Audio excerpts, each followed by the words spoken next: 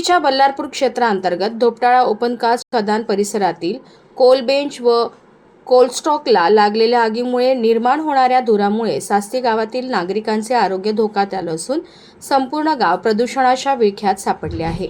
2 दिवसांपासून येथे धूर व आगजनीचे प्रकार घडत असताना स्थानिक वेकोली प्रशासनाच्या दुर्लक्षितपणामुळे सास्ती गाववासियांना नाहक त्रास सहन करावा लागत आहे।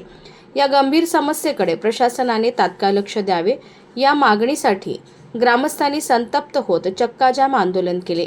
गेल्या काही दिवसांपासून खदान परिसरातील कोळशाच्या साठ्याला व कोलबेंच भागाला लागलेल्या आगीमुळे मोठ्या प्रमाणावर धूर आणि घातक वायू वातावरणात पसरत आहे।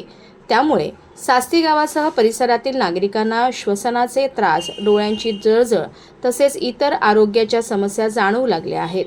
गावावर सतत धुराचे सावट असल्याने नागरिकांमध्ये तीव्र संताप व्यक्त होत आहे। या पार्श्वभूमीवर गावकऱ्यांनी रस्त्यावर उतरून चक्काजाम आंदोलन करत प्रशासनाचे लक्ष वेधले।